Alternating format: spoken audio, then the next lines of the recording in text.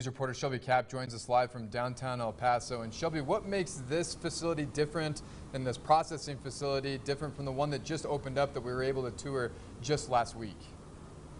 That migrant processing facility that the county is planning to open is going to be in East El Paso, but they do say it's going to be for single adult migrants who already have sponsors in the U.S. This is meant to alleviate some of all of the people who are coming over that CBP is dealing with processing and move them on their way to their sponsors. However, I do want to point out that I'm here in downtown, where just last week we saw a lot of migrants here on the street, and this evening hardly any migrants, just a couple waiting for their buses this evening. But go ahead and take a look. Here you can see that processing facility where the county wants to put it in that building.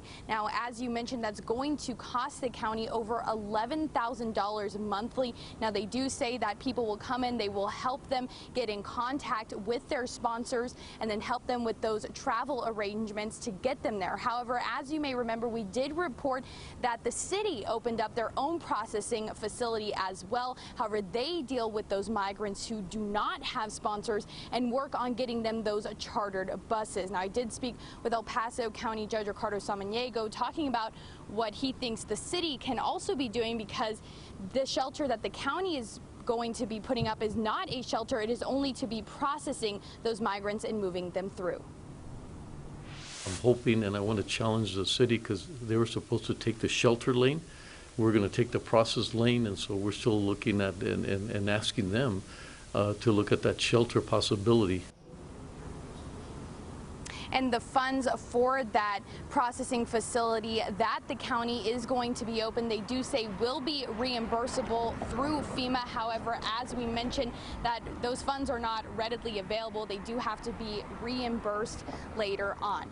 Now, the county is hoping to get this opened as soon as possible. They're saying they're still in negotiations with that property, but they're hoping to get the lease and all the agreements done in September. They did approve all of that today in County Commissioner's Court. Back to you. And Shelby, going back to that situation there where you are in downtown El Paso, you mentioned that you are seeing a lot less migrants out there today. Do you know the reason behind that?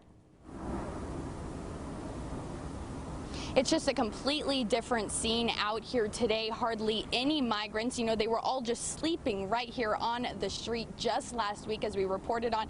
But county commissioners did say that it has been 3 days since any migrants have been released onto the streets. And I did reach out to the city as well, and they did say that their roving teams did come through and notify these migrants that were here in downtown that they could not camp on the street. They said those migrants went to different shelters as well as to hotels. The city saying that there were currently 400 migrants in a hotel.